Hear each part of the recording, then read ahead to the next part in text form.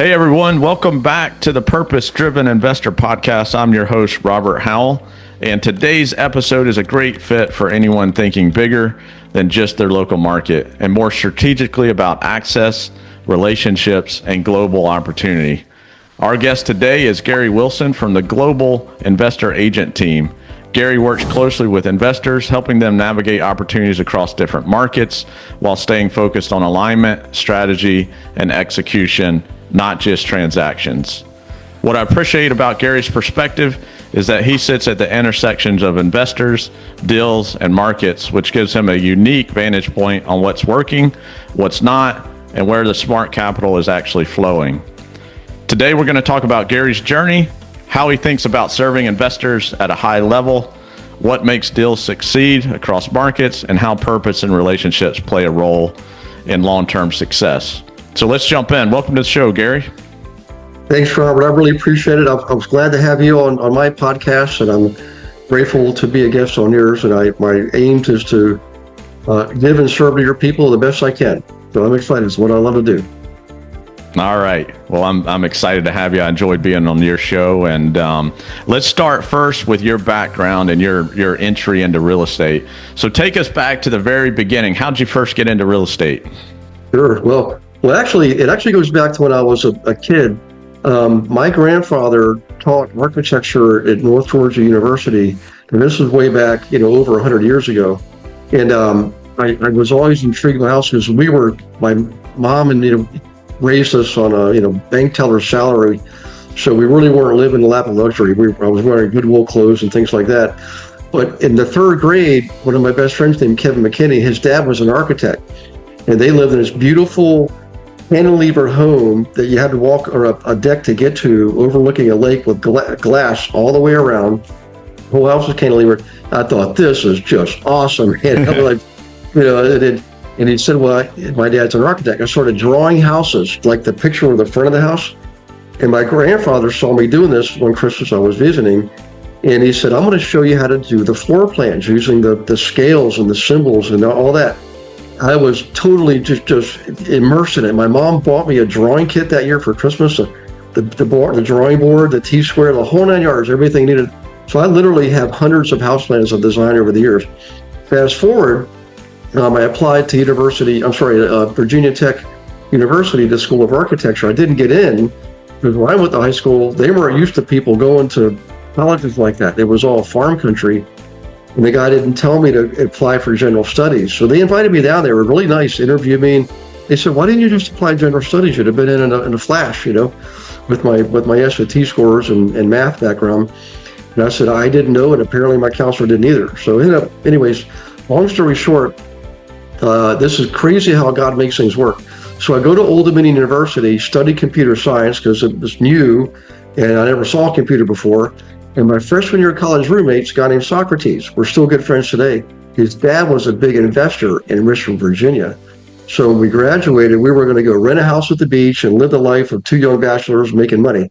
And his dad said, no, you're not. He actually told us, don't be stupid. He said, you're going to buy a home big enough to rent out the other bedrooms. So we did. We bought a 4-bedroom rancher in Virginia Beach, rented out 2 rooms. We each got our own room. And the 2 guys' rents almost covered our mortgage payments. We assumed the guy's first mortgage. It was a VA loan, refinanced his second, right? And then we gave him a third note for the remaining equity. It was very creative. And I'll stop there, but that's what really got me into it. That sequence of events. And it's amazing how in hindsight things all make sense, That's awesome. So you could have written the first book on house hacking, huh? I guess we were the originals. I never heard of that term until about 10 years ago. And I thought, gee, that's what I did back in 1980, January of 86. Can you imagine? That was 40 years ago. I'm just thinking of this now, Robert. It was 40 years ago this month. In fact, January 20th, 1986, that I closed on that first house with Sock. How about them apples? And you get the podcast, interview me. There you go. The anniversary podcast, right? That's it, man. Yeah. That's great. So tell us a bit about what you do today. Yep. So what I do now is I run a national team called the Global Investor Agent team. And it's very unique for people who are in the business. Will appreciate this. Nothing goes in a team name. Every sale, every listing goes in the agent's names. So the Global Investor Agent Team, while I promote it all over, podcasts, blogs, social media, we're all over the world. The agents on the team, we help them build their own brand and their model wherever they are. So we are in 38 states. We train them to work with investors, because the reason I got my license, that was 24 years ago this month, actually. So 2 anniversaries, was because the agents weren't trained to help me. They were not trained in investing, analyzing deals and calculating cash flows and returns on investment. No, they just weren't. So I thought I need to get my license, because then I'll be a better investor. Turns out it was a great way to make another stream of income, because I started helping other investors invest and earning commissions on that. And then that gave me another, I literally was doing 100 plus transactions a year, because it was easy. I already knew the game, and they're repeat clients. So I get the client once and serve them 3, 4, 5, 6 times in a year. That's how I did 110 transactions my first year, actually. But it was all systematized. My operations background with the U.S. Navy and then banking taught me how to structure and organize systems. And most agents were not doing anything even close to that. They were just trying to get to the next transaction. Now, piles of paper everywhere, and here I am operating like a machine. And that's really how it all started. So the team now, we train them to work with residential and commercial clients. We teach them all the formulas. We teach them how to invest, for crying out loud. And that's really what I'm doing now. So I'm constantly being approached for people to help me show them how to build a similar team. And I happily do that, because it certainly helped me. I didn't get around by myself. Lord knows I definitely had help. So that's what I'm doing today. It's fulfilling. Robert, I'm sure you're like me in the early days. I wonder, why are these old guys teaching this stuff? Why don't they just keep doing what they're doing if they're making so much money? Well, I'm here to tell you, it is a lot more fun. I have zero stress. I have zero liability. It's all upside. My profit potential now is 85% on my team. You can't do that in traditional brokerage. The average profit margin is 10%. I can do that in the stock market. But here, because of the way it's built, it's 85% routinely, month after month. It's amazing. And almost no risk. Isn't that amazing? That's amazing. Yeah, I love that. And so when you talk about the Global Investor Agent Team, what problem was it built to solve? Well, the big challenge is I was traveling all around the country as a trainer for another big box brokerage, literally teaching what's called the Investor Agent Best Practices class, teaching agents how to work with investors, all 50 states and 3 Canadian provinces. And I studied every state. I had to be able to teach there. And I'm working with agents who are working with investors, and we found out that 56% of the transactions, this is still a true statistic today. Like the first team I had years ago was 3 states, Virginia, Maryland, and Pennsylvania, 111 agents. And I knew then half our transactions were out of state. So I recognized a need. The clients wanted to invest in multiple states, whether they were from the US or Canada, but they had to always go out and find new agents. I thought, man, if I can follow the Marriott model, or I'm a Marriott member, I got the gold, platinum, elite, diamond, whatever thing they have on in millions of points. But I knew when I went to a JW Marriott, it didn't matter if it was, the beaches of California, the golf courses of Arizona, or wherever I was. They might look different, but the service was exactly the same. I knew what I was getting. And I knew if I could appeal to the investors to say, look, I don't care if you're investing in Indiana, Georgia, or Colorado.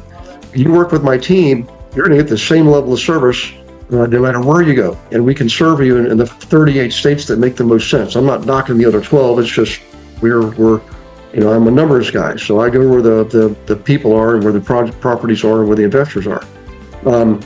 That was the need that was solved. And the other problem was the agents and other brokerages were not trained to work with investors. Now I'm letting all the gold out, so all these other brokers are going to say, I'm going to teach my people how to work with investors. Well, you just can't flip a switch and make that happen. It's who I am as a person. It's my alignment with the universe. That's what makes it different. And so I seek out people who are the same way, entrepreneurial, business builders, those type of agents, not the open house, knocking on the doors on Saturdays. And we don't do that stuff. We're much more strategic. But So it solved the problem of having educated agents, and it solved the problem of investors knowing what they're getting, the tools, the strategies, and the service, no matter where they invest. And it's a golden formula. I mean, I don't mind varying. I love that niche. That's great, and I think it's such a huge need because it's a different clientele than the traditional retail, right? How do you think what's the biggest difference you see that you address or that you see in the investor clients as compared to a traditional retail client? Yeah, it all comes down to education. So investors we work with, we really don't do a lot of the no down, low down, no money down stuff. I mean, I used to do it, but it's a hard way to make a living. It's a hard way to invest. I mean, how many people are going to accept those deals, right? It's usually people in distress. I prefer not to work that. I work with really good properties and really sophisticated people. So the investors are typically more sophisticated. They have more education when it comes to analyzing properties and analyzing remodeling costs and analyzing the country and knowing where do they want to be? Where should they invest now for the greatest returns on equity, but also the greatest increases in cash flow? Those are the people I want to work with. I can teach the others. We do actively do that. My agents have access to 6 training programs, including commercial, so they can learn and I can train them how to work with anybody at any level. So we do have special programs. I'll give you an example. There's one called CAHP, CAHP, Certified Affordable Housing Provider. So a lot of my agents or members, there's a guy named Lou Brown who promotes that program and teaches it, and we work together a lot because it solves a need. There are people out there that can't afford what they want. We show them how to get there, and we take them through the process hand in hand. So we do serve the whole community, but for me personally, in the what we call the level 5 or level 6 agents, we're working with level 5 or level 6 investors. You know, people that have money, they understand money, they're great at managing money. They understand the fact that you want to get good properties in good areas. I know you can get the cheap stuff in cheap areas, but that's what you're going to get as results, right? What you put in, you get out. You get the right kind of properties in the right areas, you're going to get the right kind of results. So I like investors that understand that and are not going to be cheap and buy the cheap crap, you know? So. Yep. That's great. What kind of trends are you seeing across the different markets right now? Well, a couple things. Number one is when the pandemic hit, it surprised everybody, not just the pandemic, but what it did to the real estate industry. Because of all the free money floating around, you got the PPP program, the earnings retention credit program, PPP is payment protection program, ERC is earnings retention, employee retention program. Money, I know business owners that were getting hundreds of thousands of dollars in PPP money and ERC money. But they were doing quite well, frankly. I mean, they didn't need the money. But the way the government rolled those programs out during the Biden administration, there weren't a lot of controls on it. They didn't say only the needy get it. They just rolled it out, not to mention the consumers that were getting all kinds of free money. So that money flowed into the marketplace, caused some massive inflation. I mean, inflation means increase in money supply. People are confused by that. They think inflation means prices go up. No, inflation means there's an increase in the money supply. They're flooding the market with money, which looks and feels good real at first, but it creates massive price increases over time. So in any case, the prices of properties went through the roof. I mean, it's up double in some markets. And then because of the demand slowed down, right? The demand slowed down after the fact that interest rates went up. Interest rates went up to account for the inflation. They had to. They didn't have a choice. But you got rising prices, rising interest rate costs, knocks people out of the market. Classic in economics 101, supply and demand, right? I don't care what the government does. You can't mess around with Mother Nature, and you can't mess around with supply and demand. It's a seesaw. It's a natural phenomenon. You can't manipulate it. You just have to react to it. So in any case, some of the outpourings or some of the outcomes are this. There's a lot of malls, traditional shopping malls around the country, the big giant ones, the one you walk inside and you could spend all day there, Some of them have bounced back, but very, very few. One of them is called Ross Park Mall in Pittsburgh, Pennsylvania. We looked it up. They're doing great. But you look at the Sarasota Mall in Sarasota, Florida, crickets. I mean, they're putting dog shelters in there, storage facilities inside the mall, and it's half empty. U-Haul storage and stuff like that. But some of them are now finally starting to be repurposed in more meaningful, purposeful ways, like senior living, right? Also, office buildings that now people recognize, you know what? I'm one of the first people that got rid of offices in 2009 because I realized it's a huge waste of space. I told my agents, I said, I need you out there with the people, not in here in the cube, fiddling with your phone. So, and eXp Realty, by the way, figured it out too. Get rid of all that stuff, the wasted money. And the clients, they could care less about the mahogany desk you have and the brass and the marble. I don't care about that stuff. What they care about is, can you help them make money or get a good deal on their house? And they want you to go to where they are to do that. So in any case, office space hit the market in droves. So some smart people are out there that figured out they could create what's called office condos, where you rent out just a single individual room with somebody, and the floor shares a bathroom. But so now business people can rent a space, and you can rent the space out just for certain hours in a day. You can take the morning hours, and I can take the afternoon hours. You see what I'm saying? So often, and I know people that created office space like that, office condos. They put gymnasiums in the basement floor. They put dining rooms and kitchens in the first floor, and they put rooftop patios up above on the building on the top. Those are doing quite well. Okay, you got to have parking and things like that. But that's just an example of what's happening with commercial space. Now everybody knows there's a lot of commercial notes that are coming due. The repricing, the 5-year repricing. And those rates are going up. Now they're going to go back down next year, but you got to wait 5 years to get the new lower rate. And a lot of those people are going to be selling their buildings, right? So just get ready for some opportunities here. I also believe that the residential market is going to improve because we are getting a new Fed chairman. That guy's term's up, and the new Fed chairman, you can rest assured, is probably going to lower rates. And so you're going to see a lot more activity on the residential side too. Unfortunately, it means prices will go up again, but payments will go down. So that's what I'm anticipating. I don't quote me on it. Don't shoot me if I'm wrong. It's just what I believe is going to happen based on today's information that we have. That's great. Sounds positive. So I think there's some good stuff coming in the future. You talked and touched a little bit on purpose there. So let's move into that and talk about purpose and trust and relationships. Talk about how do you build trust with investors over time, or how do your agents build trust with investors? Yeah, I got to tell you, it starts with education. In fact, our motto on the team is 4 things. Success is the result of 3 variables. The first one is the right education. You've got to have the right education, folks, to be a good investor. And if you're a smart agent, if you're an investor agent, there's a certification, and I know it because I'm the only one that offers it. I teach it. Be a certified investor agent. Join the team if you want, because that way you work with other people doing the same thing across the country, your network. But teach your people how to invest. For all the investors listening, you need to demand that from your agents, okay? Don't just pick somebody, your neighbor's nephew, because they got their license. That's not a good team member. You need a team member that knows what they're doing, just like a contractor that knows what they're doing, a lender knows what they're doing. You need an agent that is a certified investor agent, okay? Preferably on the global investor agent team. Then you follow that with the right information. So the cool thing about the right education is it leads to and shows you how to use the right information, right? And the third thing is the right action. So the right education with the right information leads to the right action, which number 4 gives you the right results.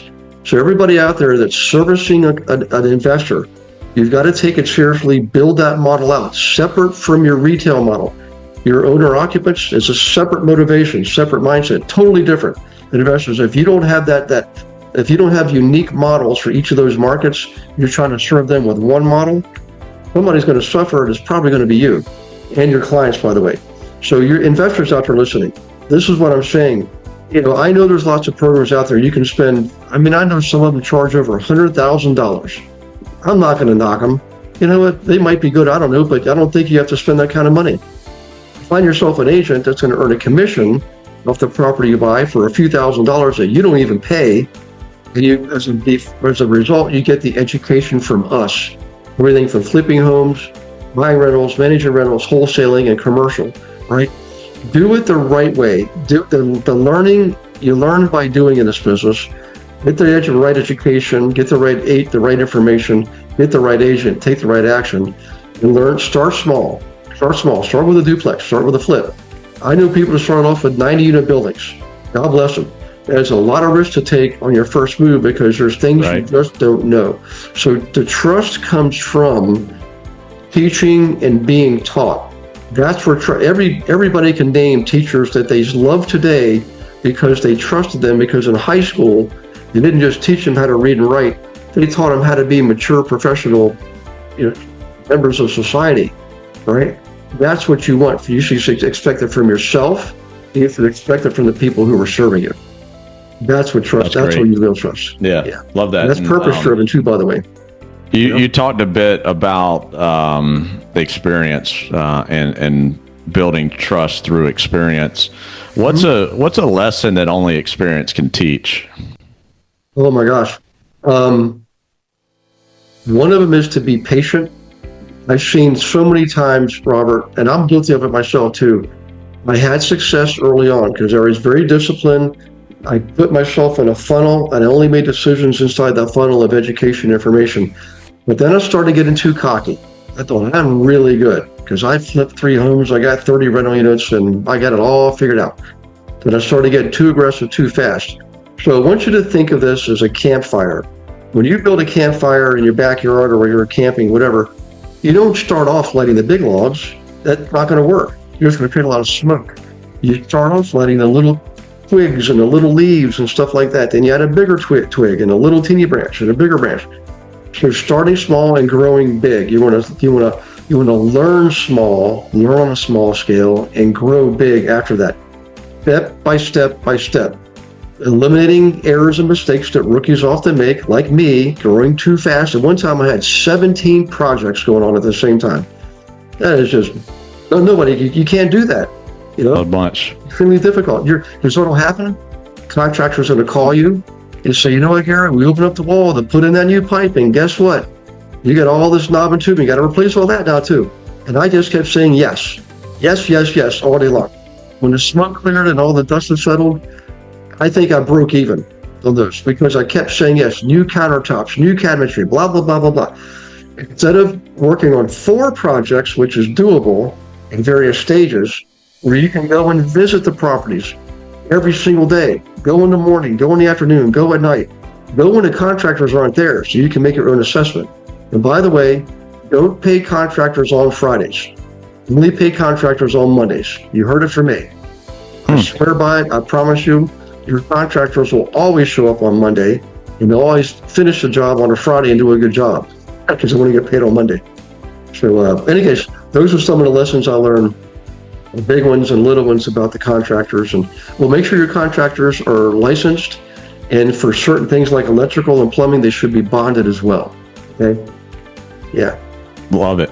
Love it. A lot of good advice in that. And I think that I love the pay contractors on Monday. It's not something I've thought about, but yeah, you're going to make them finish strong in the week and then pay them. That's good. Oh yeah, yeah. 9 o'clock on Monday morning. Perfect. So let's go through a lightning round to conclude here. I think we've had a great conversation, and I always love the lightning round section of this because you hear real quick, kind of, hey, what's on your mind, and we'll start with we've got 5 questions here. We'll start with, what's the best decision you've made in business? Oh my gosh. Well, probably the one of the most recent ones was I used to be in the big box brokerages, the franchise models. They're on the ropes. They know it. Everybody that knows anything about business knows that they're on the ropes. That's why they're buying and merging with each other, trying to eliminate operations and buy time. So the organizational model is the best model out there. EXP was the first one to do it in 2009. And about 6 years ago, others started copying it. LPT, Real, Epic. And I'm not knocking any of them. They're smart. They're copying the thing that works. So here's the big difference. In a franchise model, you're basically promoting the franchise itself. You're promoting RE/MAX and Coldwell Banker and Section 21. It's their model. It's not your model. It's their model. If you're entrepreneurial and you're a business builder at heart, you've got to go with an organizational model that gives you the operations platform that you then stand upon to conduct business and grow, not just in your local market. And I've got agents in 38 states. I'm not licensed in 38 states. I'm licensed in one state. But because the way the model is structured legally, I can operate in all 38 states by virtue of the fact that I have agents licensed in those states reporting to those brokers of record. That's too technical for this subject, but I just want to tell you, that decision, hands down, in my 40 years of business, is the best decision I ever made. I made, in my first 2 years here, just in revenue share, sharing company dollar, I made 26 times more just in revenue share than I did the prior 8 years of the big box company I was at that had what they call profit share. See, profit share is net profit. At the end, gross revenue share is gross revenue coming in on the front end before expenses are paid. Huge difference, you know. And our line, the line we're in, we're the number one line in the entire company. Everybody knows it once they get in. So I suggest to you agents out there, do your research and choose wisely. Don't pick your neighbor's nephew or your high school buddy. That's not a business decision. Make a business decision like I did. And now I've got, you know, again, 120 some odd people in 38 states. And life's pretty good. I'm happy. I've never been so fulfilled in my life because I'm doing what I love. I love to teach. I love to train. I love to coach, you know. And that's great. Yes. Sorry, I know that's not a lightning fast answer, but that's all right. All right. What's your toughest lesson learned? Ooh. When it comes to bringing people in, whether they're tenants, renting your apartments, or people working for you on a team, you need to take your time. You need to be very selective. Write your ads to only attract the people that you want to be connected with. Attract people in your wording. You know, entrepreneurial, business builders, you know, this, you know, work ethic, discipline, things like that, and screen them thoroughly. And there's a whole saying, trust but verify. Trust what they say, but verify it. Check out, you know, references.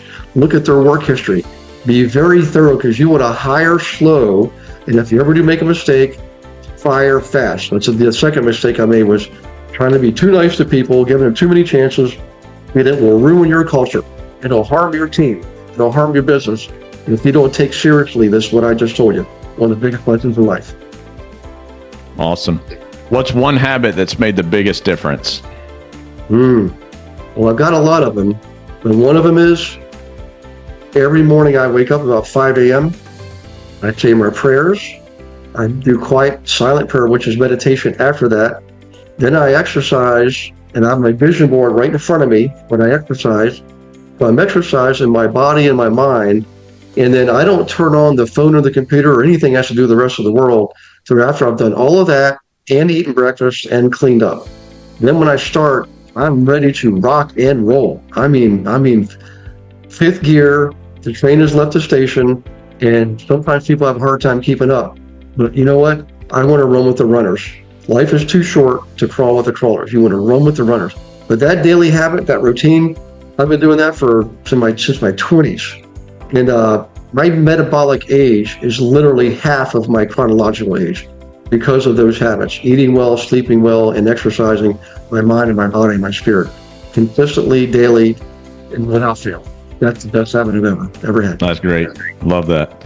All right. One principle you operate by. It really has to be honor and integrity. So I'm going to show you this real quickly. I don't know, podcast listeners aren't going to be able to see that. I call that my wall of honor. Duty, honor, country. These are the guys that served the country going back 3 different generations. I mean, we're talking people that have won medals of honor, you know, Army Air Crosses, Silver Crosses. There's a pilot up there, Busty Smokey Stover, we got a book written about him and a movie. He was an ace. You know, those people, they work too, but they work sleeping on the ground and people shooting at them, bombs going off, and they still got the job done. And they came out of the service and lived a really good life. They made this country for you and I. I didn't have to serve because of what they did. So the thing about them is consistent. The honor part, the middle part, duty, honor, country. Honor is in the middle because it's the anchor, right? And everybody should operate with honor in everything you do. You know, there was a time in my life when I would take shortcuts to grow, and you're going to regret that if you do that. I promise you, it's going to come back and haunt you. Live with honor, work with honor, treat other people with honor, right? I can't emphasize that enough, but that's really the core of it all. That's the core. That's it right there, you know? That's great, Gary. And I think you've offered a lot of great advice. I think it's a perfect one to conclude on. And I appreciate you joining us today. How can people reach out to you? Well, I'll tell you what, I'm pretty easily accessible. If people just go to globalinvestoragent.com, you'll see on there, you can check out the agents, you can see everything we do. You can't go internally to what the team members see, but you can read about me, listen to me talk. You can get a link to set up a call with me there, and you'll actually have a call with me, the real me, not a clone or anything like that, or a AI robot. It's actually me. Or reach out to me, guys. You can come to Monday Night Live class. On that website, up at the top, there's a rolling banner. When you see Monday Night Live, click on it. Register for class. It's open to the public. I teach every Monday at 7 p.m. Eastern. Okay? But that you can come to class, and down below at the bottom, you can set up a call with me. Just be prepared, because these calls I take seriously. I'm on the call to help you solve a problem, or answer a question. So be prepared to work and take notes. Those are the two best ways, you know? Yeah. Perfect. Well, hey, Gary, appreciate again having you here on the show, and thank you for joining. I know you're a busy guy, and appreciate you spending a few minutes with us today, and look forward to having the audience listen and reach out and have conversations with you. So thanks again. Well, I appreciate the opportunity, and God bless all your followers too, and God bless you. Thank you. Mm-hmm.